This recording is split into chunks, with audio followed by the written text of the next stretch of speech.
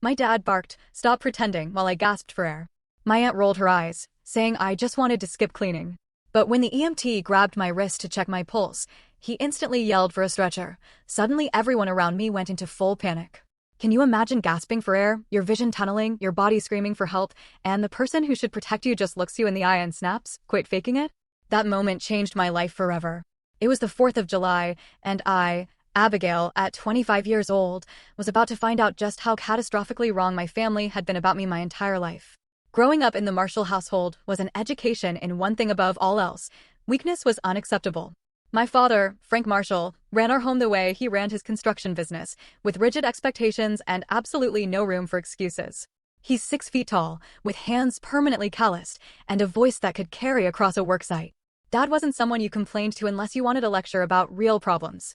From my earliest memories, any time I felt sick or hurt, I was met with skepticism, not sympathy.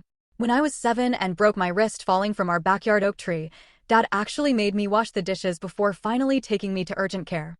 He was convinced I was exaggerating. The doctor later said I was lucky there was no permanent damage from the delay. That pattern, this consistent message that my pain didn't matter, that my experiences were less valid than everyone else's, continued throughout my entire childhood. My mother died when I was 4, leaving Dad to raise my younger sister, Jessica, and me alone. Maybe that explained his harshness, but it never, ever excused it. Mom had been the crucial buffer between his stern pragmatism and our childhood vulnerabilities. Without her, we were left completely exposed to his unfiltered judgment. Aunt Martha, his sister, was cut from the same cloth. A woman with perfectly maintained hair, who never arrived at any gathering without a critical comment disguised as concern. "Are you sure you should eat that, Abigail?" Or, "That outfit is certainly a choice." She had appointed herself my feminine role model after Mom died, but her idea of guidance was mostly criticism wrapped in a thin veneer of helpfulness. The only person who ever truly believed me was Jessica. 3 years younger, she somehow escaped the dramatic label that had been permanently attached to me. When I had migraines that left me vomiting in the bathroom, Jessica would silently bring me water and just sit with me in the dark. When Dad accused me of faking to get out of school, she would defend me in her quiet way, though it rarely made a difference. By 16, I had internalized their dismissal so deeply that I actually began to doubt my own experiences. Maybe I was being dramatic. Maybe normal people didn't feel pain the way I did. I stopped mentioning when I felt unwell, pushing through fevers and injuries with stubborn determination. And, of course, this only reinforced their belief that my previous complaints had been exaggerations. So, when I got accepted to State University, 300 miles away, it felt like a prison break. For 4 glorious years, I built a life where people took me at my word. My roommate, Elaine, never questioned when I said I needed a quiet day for a migraine. My professors granted extensions when I was genuinely sick. For the first time, I experienced what it was like to be believed, to have my experiences validated rather than dismissed. After graduation, I found a job at a marketing firm in the city and vowed never to move back home. I called on holidays, visited twice a year with carefully planned exit strategies, and built a life separate from the family that had made me doubt my own reality. Then came the economic downturn. Our firm lost 3 major clients in a single month. Being one of the newest hires, I was among the first let go. With student loans and big city rent, my savings disappeared alarmingly fast. After 3 months of unsuccessful job hunting, I faced the unthinkable, moving back to my hometown. Dad offered the apartment above the garage rent-free until I got back on my feet. Jessica, now a nurse at the local hospital, seemed genuinely happy to have me closer. Even Aunt Martha made noises about connections at her country club who might be hiring. Swallowing my pride, I packed my apartment and drove back to the place I had been so desperate to escape. The 4th of July celebration was an annual Marshall family tradition. Assorted aunts, uncles, and cousins would gather at our house for a barbecue before watching fireworks from our backyard, which overlooked the town park. This year, with me back home, Dad made it abundantly clear he expected me to take over the hosting duties that had once been my mother's, then fall into a rotating cast of female relatives. "You live here now," he'd said when I suggested Aunt Martha might want to handle the food, as she had for the past several years. "Time to pull your weight." So, I spent the week before the 4th cleaning the house, planning a menu, and shopping for supplies, all while continuing my increasingly desperate job search. The pressure to create a perfect gathering weighed heavily. I knew any flaw would be attributed to my supposed incompetence rather than the impossible standards set for me. Little did I know that this family gathering would become a turning point, not just in how my family saw me, but in whether I would survive it all. The first sign that something was seriously wrong came 3 days before the 4th. I woke up unusually tired despite having slept nearly 9 hours. My body felt heavy, like I was moving underwater, and climbing the stairs to the kitchen left me winded. "You're out of shape," I told myself, repeating the words I'd heard from my father countless times. I ignored the strange fatigue and focused on my never-ending to-do list for the upcoming family gathering. Later that afternoon, while vacuuming the living room, I had to stop twice to catch my breath. A dull ache had settled in my right calf, but I dismissed it as a muscle strain from all the cleaning. I had spent years learning to ignore my body's signals, to push through discomfort rather than risk being labeled dramatic. That evening, I called Elaine, my best friend from college, who had become my absolute lifeline since moving back home. "You sound terrible," she said after I coughed through explaining my job search progress. "Thanks a lot." I laughed, trying to ignore the strange tightness in my chest. "Just tired from cleaning. Dad wants this party to be perfect." "Your dad could hire cleaners with what he makes," Elaine pointed out. "He just wants to keep you busy so you feel indebted." "Maybe," I admitted, "but what choice do I have right now?" "Just be careful, Abby," she said, her voice softening. "You know how you get when you're back there, ignoring when your body is telling you something is wrong." I promised her I would rest, but after we hung up, I stayed up until midnight prepping food for the party instead. The next morning, the fatigue was worse. I took a shower and had to sit down halfway through, suddenly lightheaded. Looking back, I should have recognized these as blaring warning signs. But years of conditioning had taught me to doubt my own experiences, to assume I was overreacting. By July 3rd, the pain in my leg had intensified, joined by an occasional sharp pain in my chest when I took a deep breath. I wrapped my calf in a bandage, took some over-the-counter pain relievers, and continued with the preparations. The voice in my head that suggested something might be seriously wrong was completely drowned out by the louder voice, the one that sounded remarkably like my father calling me dramatic. The morning of the 4th, I woke up feeling decidedly off. My breathing seemed shallow, like I couldn't quite fill my lungs completely. The simple act of getting dressed left me dizzy. Still, I had a party to host. The family would be arriving in just a few hours, and nothing was ready to my father's impossible standards. I pushed through the discomfort, setting up tables in the backyard, arranging chairs, hanging decorations. Each task took more effort than it should have, but I attributed it to stress and lack of sleep. By noon, I was moving in slow motion, but the backyard looked festive with red, white, and blue streamers and a table set for 16 people.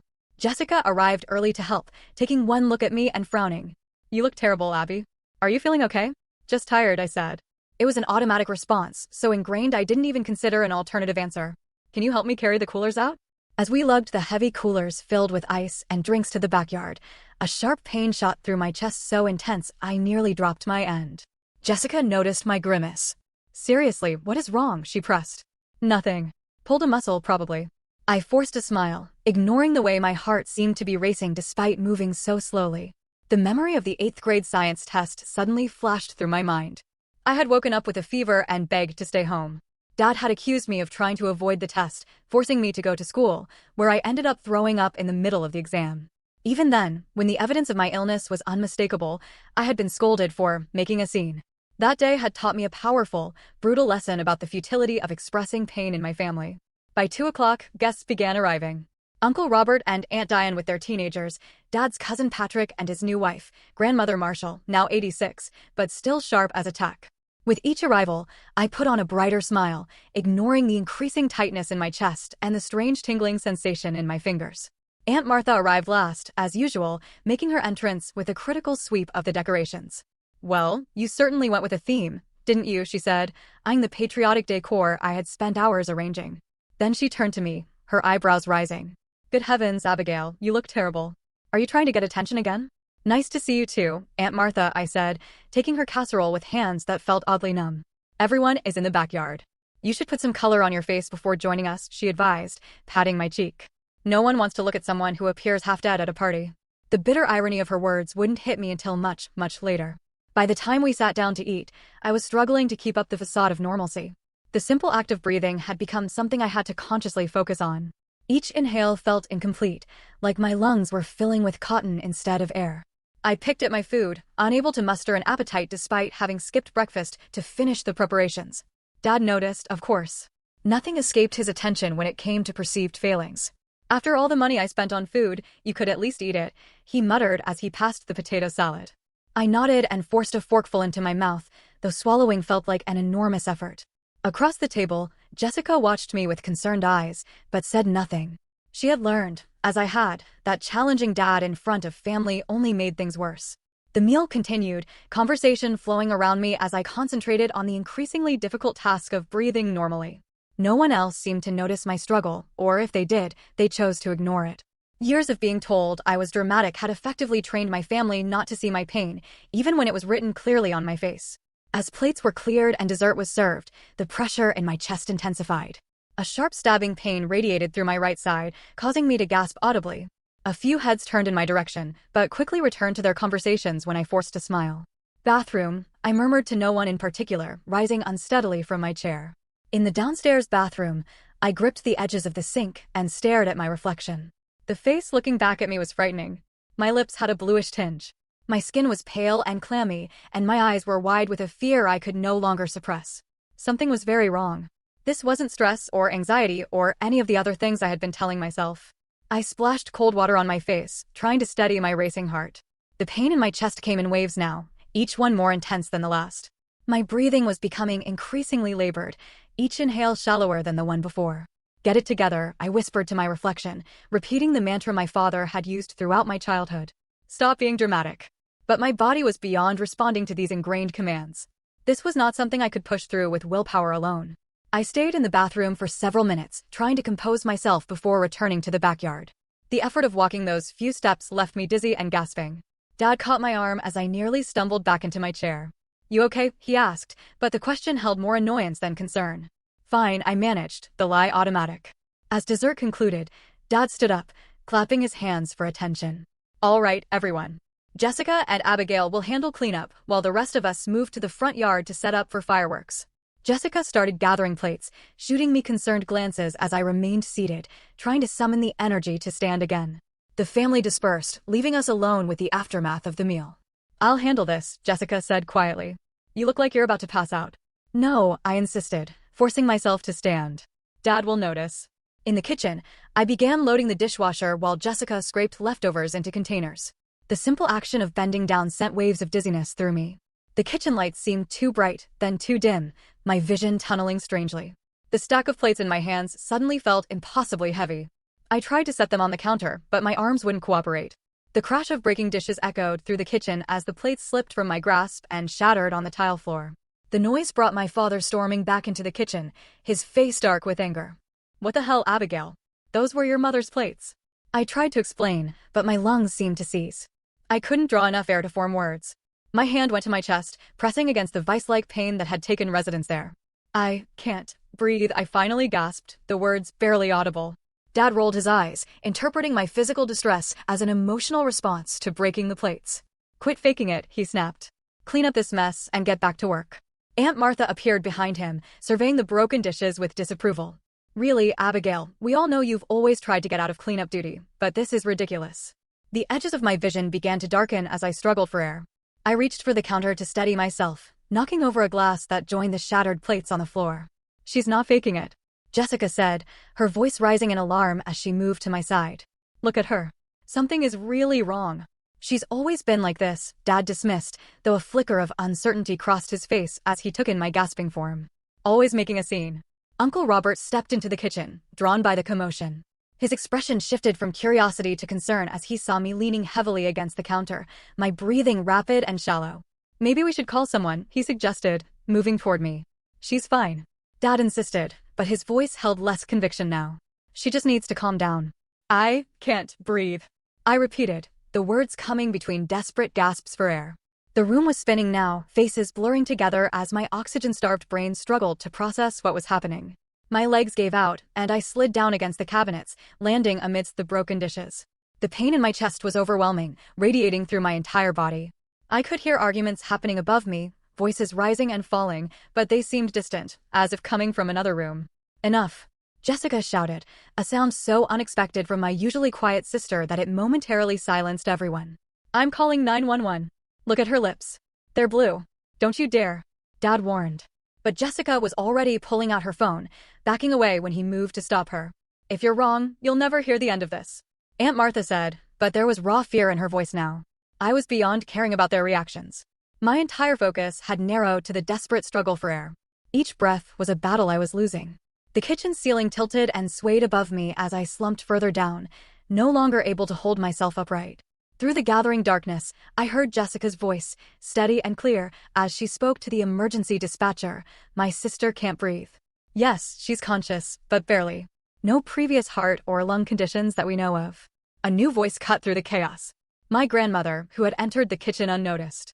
Give her space, she commanded, and surprisingly, everyone listened. She knelt beside me with difficulty, her arthritic knees protesting, and took my hand. Help is coming, child, she said, the only one who seemed to fully grasp the severity of the situation. Time became fluid, stretching and contracting unpredictably. I had no idea how long I lay there, fighting for each breath, before the sound of sirens cut through the air. Heavy footsteps, unfamiliar voices, and then new faces appeared in my limited field of vision. EMTs in uniform, equipment being unpacked. Quick, professional questions directed at Jessica. A young male EMT knelt beside me, his face serious as he took my wrist, checking my pulse. His expression changed instantly, alarm replacing professional detachment. Get the stretcher in here now, he shouted to his partner. Pulse is 140 and thready, oxygen sats critically low. The room erupted in panic. My father stood frozen, his face ashen, as the reality of the situation finally penetrated his denial. Aunt Martha had backed against the wall, hand over her mouth. Jessica was crying, answering questions about my symptoms while grandmother held her shoulders. As the EMTs worked around me, attaching monitors and placing an oxygen mask over my face, I caught a glimpse of my father's expression. For the first time in my life, I saw fear in his eyes, and beneath that, the dawning horror of recognition. He had been wrong. Catastrophically, dangerously wrong. The oxygen helped slightly, but breathing remained a brutal struggle. The EMTs spoke in urgent tones, using medical terminology I didn't fully understand. Words like cyanotic and tachycardic filtered through my fading consciousness. They lifted me onto the stretcher with careful efficiency. As they raised it to waist height, my vision narrowed to a pinpoint, the faces of my family receding into darkness as consciousness slipped away. The last thing I remember was the continued wail of sirens and the sensation of movement as they rushed me out of the house where I had never, ever been believed. Fragments of awareness came and went as I was loaded into the ambulance. The ceiling of the vehicle, bright lights moving across my field of vision. The pressure of the oxygen mask on my face. The voices of the EMTs, urgent but controlled. BP is dropping, 70/40. Get another line in, possible P. Call ahead to the ER. Jessica was there somehow, holding my hand, her face tear-streaked and terrified. Had they let her in the ambulance? I couldn't remember her getting in, but I was so grateful for her presence, a familiar anchor in the chaos. Hang on, Abby, she kept saying. Please hang on. I tried to nod, to squeeze her hand, to give some indication that I heard her, but my body wouldn't respond to my commands. The simple act of breathing consumed all my energy and focus. Each inhale was a battle. Each exhale a momentary relief before the struggle began again. Time lost all meaning. The ambulance ride could have been minutes or hours. The siren wailed overhead, the sound fading in and out as my consciousness ebbed and flowed. New faces appeared as the ambulance doors opened. More uniforms, more urgent voices. I was wheeled rapidly through automatic doors, fluorescent lights passing overhead in a dizzying blur. 25-year-old female, acute respiratory distress, tachycardic, hypotensive. The EMT rattled off information to the receiving medical team as they transferred me from the ambulance stretcher to a hospital gurney. The movement sent fresh waves of pain through my chest, and I must have made some sound of distress because Jessica squeezed my hand tighter. You have to wait here, someone told her as we reached a set of double doors. Her face crumpled, but she nodded, releasing my hand with obvious reluctance. I'll be right outside, Abby, she promised. I'm not going anywhere. Beyond the doors, the activity intensified. A doctor leaned over me, shining a light in my eyes, asking questions I couldn't answer through the oxygen mask and my own breathlessness. Abigail, can you hear me? I'm Dr. Winters. We're going to take care of you. Monitors beeped, needles pricked my skin, and voices called out numbers and medical terms around me. Through it all, the crushing pain in my chest and the desperate struggle for air continued. I need a chest CT stat and get ultrasound in here for her leg. Blood oxygen still dropping. Start her on heparin. We need to intubate if her sats don't improve in the next 2 minutes. The urgency in their voices finally penetrated my fog of pain and fear. This was bad. Really bad. The realization should have terrified me, but a strange calm had settled over me instead. These people believed me. They saw my distress and responded with appropriate alarm. After a lifetime of having my pain dismissed, the validation was almost as powerful as the oxygen they were pumping into my failing lungs. Someone cut away my shirt, attaching leads to my chest. Cold gel was spread over my right leg, followed by the pressure of an ultrasound wand. The doctor watching the screen nodded grimly. DVT confirmed in the right leg. CT is ready for her. More movement, more lights passing overhead as I was wheeled down corridors. The CT scanner loomed above me, a massive donut-shaped machine that would look into my chest and confirm what the medical team already suspected. Abigail, we need to take some pictures of your lungs, a technician explained. Try to hold as still as possible. The scan itself was quick, but the aftermath was a blur of increased activity. Words like massive pulmonary embolism and critical condition floated through the air around me. Back in the emergency room, new doctors appeared, specialists called in for the crisis unfolding in my body. A mask was placed over my face, different from the oxygen mask, and a voice told me they needed to put me to sleep for a little while to help me breathe. Darkness claimed me before I could respond, a merciful escape from the pain and fear that had consumed my world. I have no memory of the next 12 hours. Jessica later told me that I was intubated, a tube placed down my throat to breathe for me when my own lungs couldn't keep up. Powerful blood thinners were administered to combat the clots that had traveled from my leg to my lungs. A special catheter was threaded through my veins to directly break up the largest clot that was threatening my life. My father arrived at the hospital 20 minutes after the ambulance, having followed in his truck with grandmother and Aunt Martha. He paced the waiting room, refusing to sit, refusing to speak. When the doctor came out to update the family, using words like life-threatening and critical condition, he had to brace himself against the wall. Aunt Martha left soon after, claiming the stress was too much for her heart. But everyone knew she was fleeing the evidence of her own culpability. Uncle Robert stayed, providing silent support to Jessica and making sure my father didn't collapse from the shock and stress. Throughout the night, as I lay unconscious in the ICU, my family waited. Jessica refused to leave, curling up in an uncomfortable chair in the waiting room when they wouldn't let her stay by my side. Grandmother Marshall, despite her age and arthritis, remained until dawn, quietly knitting and occasionally fixing my father with a look that spoke volumes about her thoughts on his behavior. The world returned slowly, in fragments and sensations. First, the steady beeping of monitors, then the antiseptic smell of hospital surroundings. Finally, the dull ache in my throat that indicated the breathing tube had been removed. I opened my eyes to a dimly lit hospital room. Jessica sat beside the bed, her head drooping in exhausted sleep, her hand still holding mine. The simple act of breathing was no longer a desperate struggle, though each inhale caused a dull pain in my chest. My movement must have alerted her because Jessica jerked awake, her eyes widening as they met mine. "Abby," she whispered, her voice cracking. "You're awake." I tried to speak, but my throat was raw from the intubation. Jessica quickly held a cup of water with a straw to my lips, helping me take small sips that soothed the burning sensation. "What happened?" I managed to rasp after a few moments. Jessica pressed the call button before answering. "You had blood clots in your lungs. Pulmonary embolism, they called it." "It was," she paused, swallowing hard. "It was really bad, Abby. They said if we had waited much longer to call the ambulance." She didn't need to finish the sentence. We both knew what she meant. I had nearly died on my father's kitchen floor while he accused me of faking. A nurse entered, smiling when she saw I was awake. She checked the monitors, made notes on a tablet, and promised the doctor would be in soon. She adjusted my pillows with gentle efficiency, treating my body with a care I was completely unaccustomed to receiving. Dr. Winters arrived shortly after, a tall woman with kind eyes and an air of quiet confidence. "Good to see you awake, Abigail," she said, picking up my chart. "You gave us quite a scare." She explained what had happened in medical terms that nonetheless painted a terrifying picture. A deep vein thrombosis, a blood clot, had formed in my right leg, likely due to prolonged inactivity during my recent move and job search. Pieces of this clot had broken off and traveled through my bloodstream to my lungs, blocking pulmonary arteries and preventing proper oxygenation of my blood. "The technical term is pulmonary embolism, or PE," she said. "Yours was significant, blocking several major vessels. Your right lung was almost completely compromised, and your left was struggling to compensate." She didn't sugarcoat the severity. "Your condition was critical when you arrived.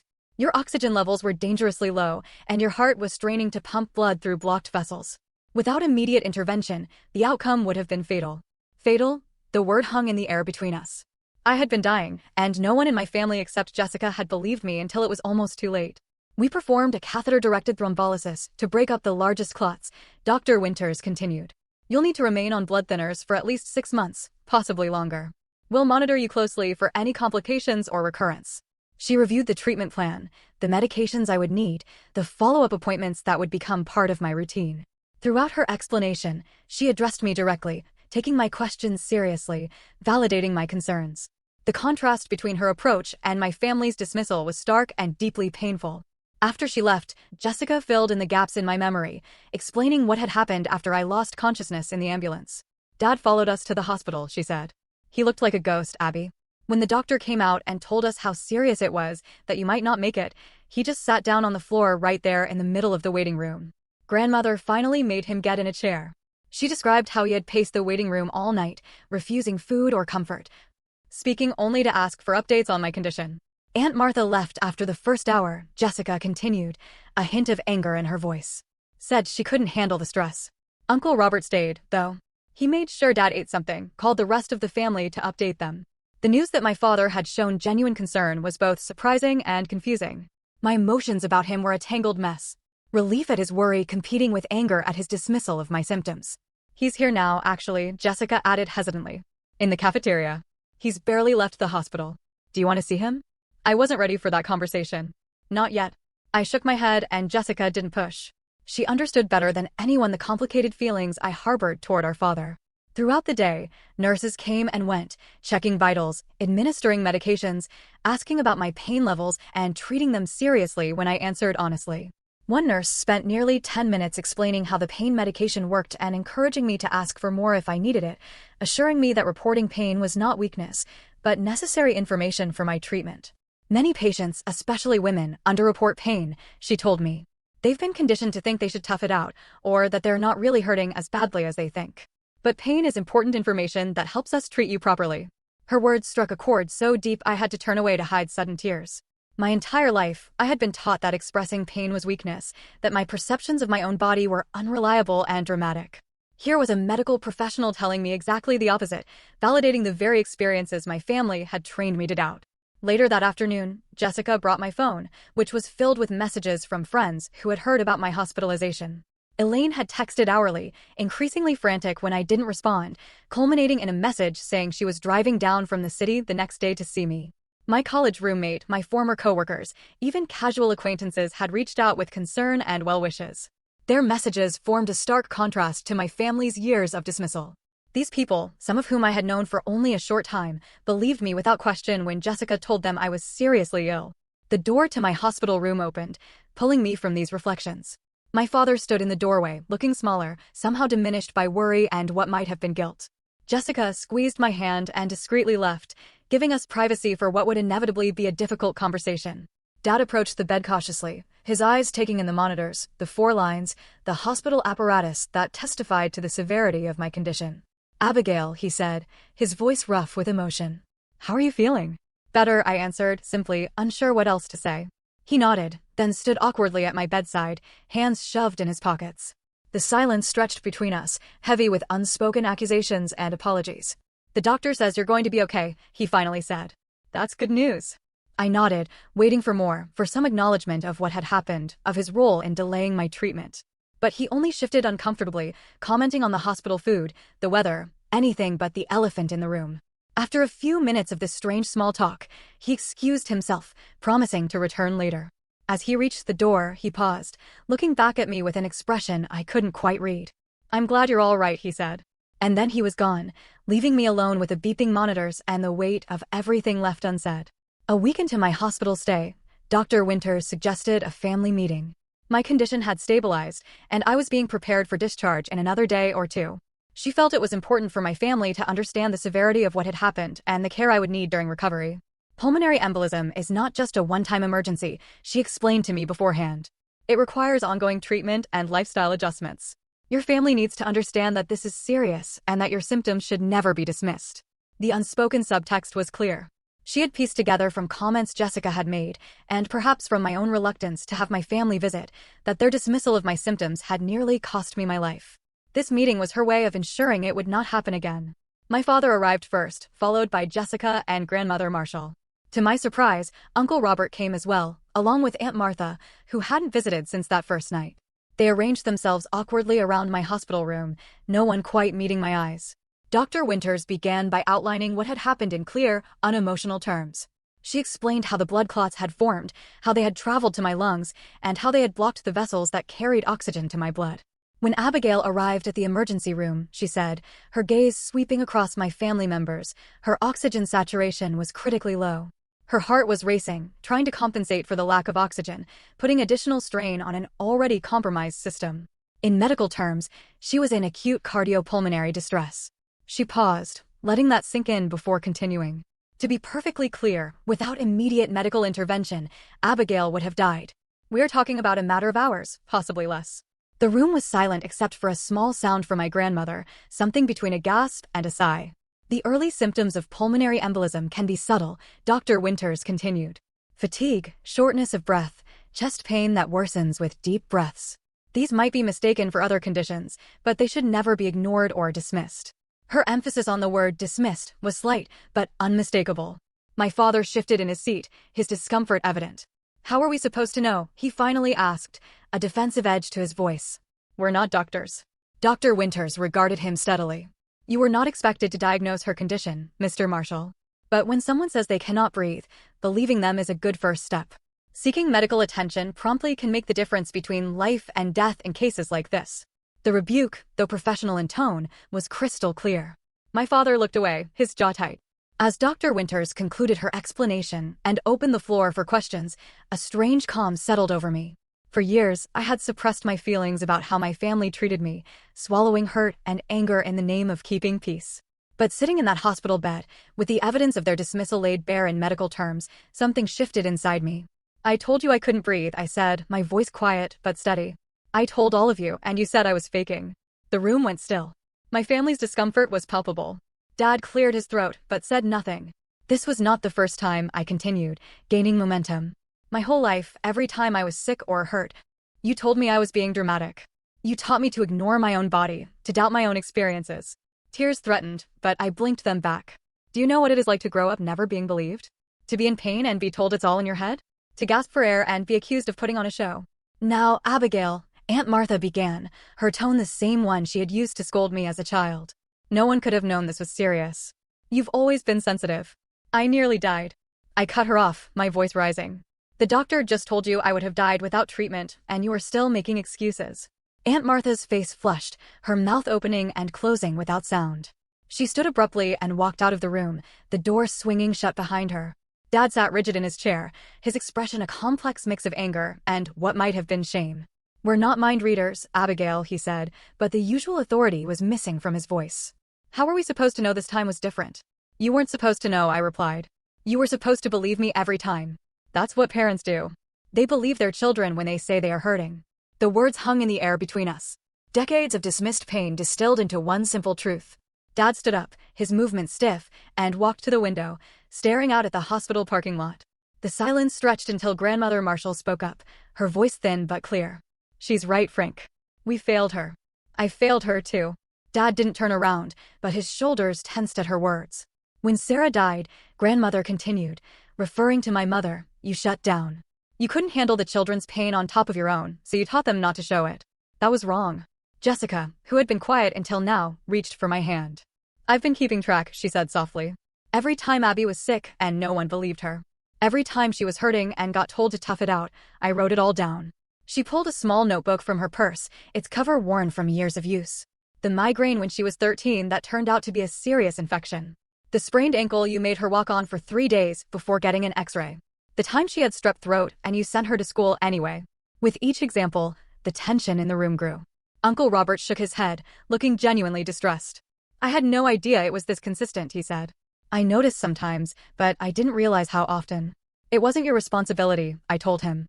But it was Dad's, and he chose not to believe me, over and over again. Dad turned from the window, his face unreadable. I did what I thought was best, he said. I was trying to teach you to be strong. You taught me to doubt myself instead, I replied. And it almost killed me. He had no answer for that. After a long moment, he walked out of the room without another word, the door closing softly behind him. The remaining family members exchanged uncomfortable glances. Grandmother sighed deeply, the sound carrying the weight of regret. He'll come around, she said, though she didn't sound entirely convinced. He just needs time to process. I don't know if I can wait for that, I admitted. I can't keep pretending everything is okay. Not after this. You should not have to, Jessica agreed, surprising me with her firmness. None of this was your fault, Abby.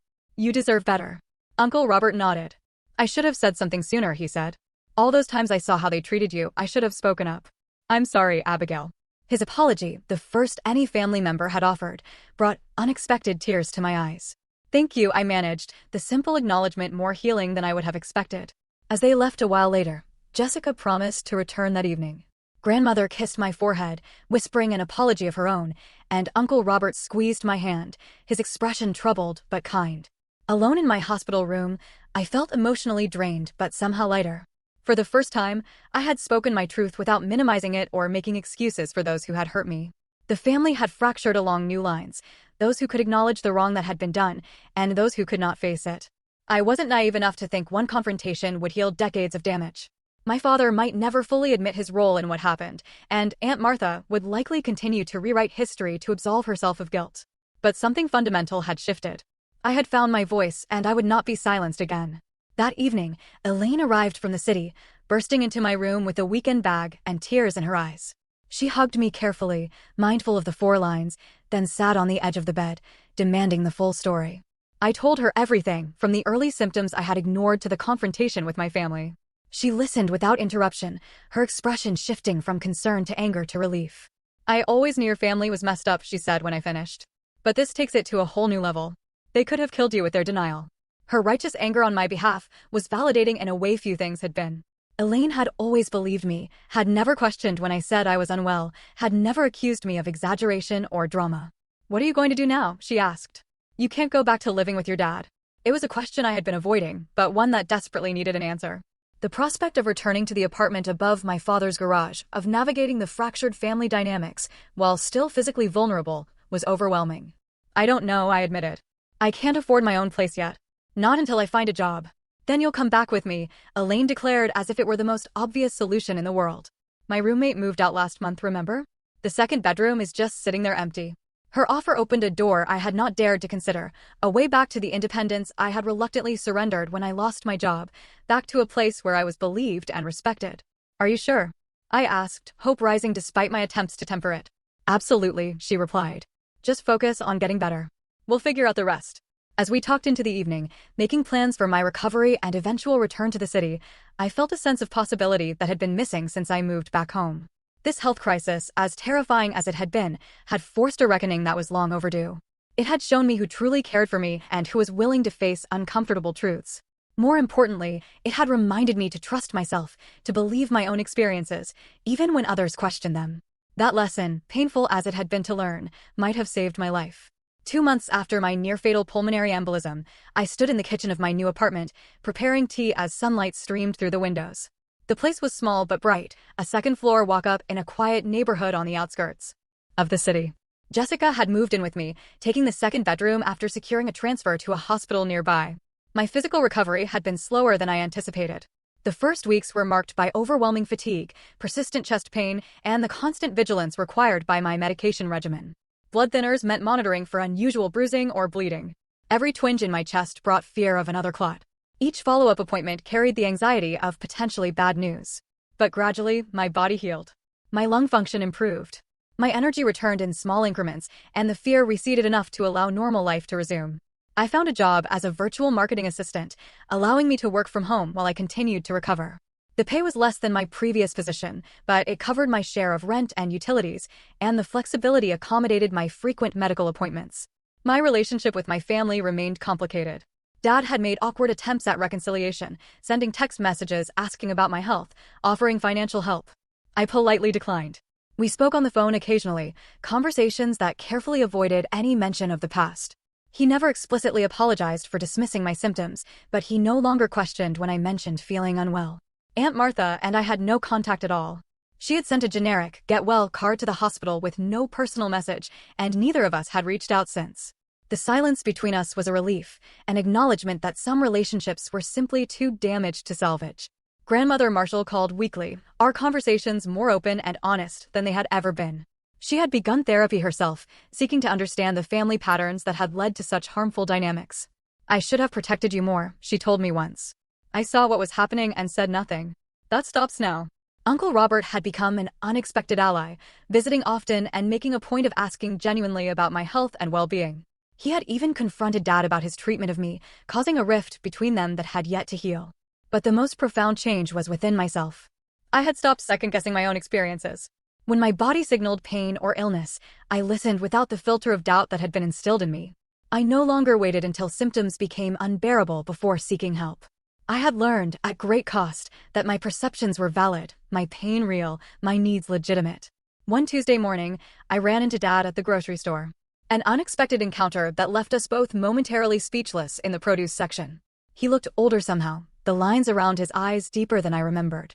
"Abigail," he said finally. "You look well." "I'm getting there," I replied, the awkwardness between us palpable. He shifted from one foot to the other, examining an apple with unnecessary attention. "Jessica says your new job is going well." "It is. The company wants to make it permanent next month." He nodded, seeming genuinely pleased. "That's good. Real good." We stood in silence for a moment, surrounded by strangers selecting fruits and vegetables. The ordinary backdrop highlighting the extraordinary tension between us. "I've been thinking," he said, finally setting the apple down, "about what happened. About all of it." I waited, unsure where this was heading, unwilling to make it easier for him. "I was wrong," he continued, the words clearly difficult for him. "Not just about the embolism. About a lot of things. The way I raised you after your mother died. I thought I was teaching you to be tough. I didn't realize I was teaching you that your feelings didn't matter." It wasn't quite an apology, but it was more acknowledgement than he had ever offered before. I nodded, accepting his words without rushing to absolve him of guilt. "I'm still angry," I told him. "Honestly, I might be for a long time, but I appreciate you saying that." He accepted this with a nod of his own. "Maybe we could have dinner sometime. You and Jessica both, when you're ready." "Maybe," I agreed, not committing but not refusing outright. "I'll think about it." We parted awkwardly, but something had shifted. A door had been cracked open, allowing the possibility of a different kind of relationship in the future, one built on honesty rather than denial. Back at the apartment, I found Jessica fresh from a night shift, drinking coffee at the kitchen counter. I told her about the encounter with Dad, and she listened thoughtfully. "Do you think he really gets it?" she asked when I finished. "Part of it," I replied. "Maybe as much as he's capable of right now." A few weeks later, Jessica experienced a health scare of her own, unusual abdominal pain that had her doubled over one evening. Without hesitation, I drove her to the emergency room, insisting on a thorough examination, despite her protests that it was probably nothing serious. The diagnosis was appendicitis, caught early enough to prevent rupture. As I sat by her hospital bed after her surgery, I realized we had broken the cycle. We had not dismissed her pain or waited until it became critical. We had acted promptly, trusting her body's warning signals. The pattern established by our father would end with us. One evening in early fall, I received a surprising phone call from Aunt Martha. Her voice was uncharacteristically subdued as she asked how I was feeling. "I've been seeing someone," she said after we exchanged awkward pleasantries. "A therapist?" She suggested I reach out to you. I remained silent, giving her neither encouragement nor rejection. "I said some terrible things that day," she continued. "When you were sick. And before that, too, over the years. I was wrong. And I'm sorry." The apology was unexpected and oddly disarming. "Thank you for saying that," I replied, unsure what else to add. "Your mother would be ashamed of how we treated you," she said, her voice catching. She never would have allowed it. The mention of my mother, rarely discussed in our family, caught me off guard. "I barely remember her," I admitted. "She was a fierce advocate for her children," Aunt Martha said. "She would have believed you. Always." After we hung up, I sat with that new knowledge. That piece of my mother I had never known. Perhaps her advocacy had lived on in me, and my eventual refusal to be dismissed, in my insistence on being heard. As autumn deepened, my life settled into new patterns.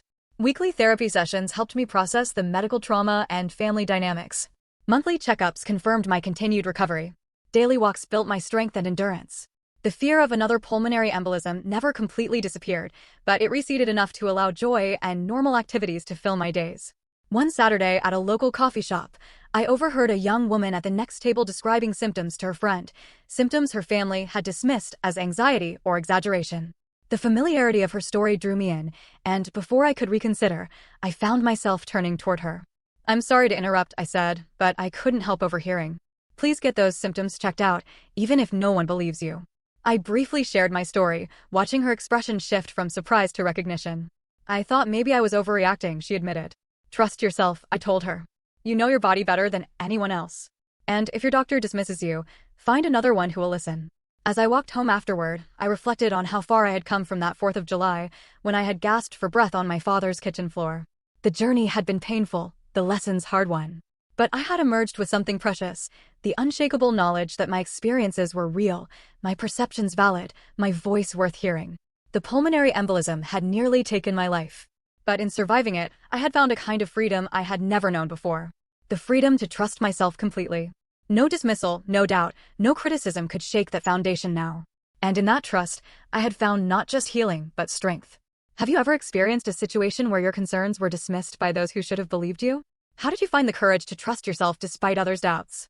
Share your stories in the comments below. Your story matters, and your voice deserves to be heard. Thank you for listening to mine, and I hope it helps you trust your own instincts a little more today.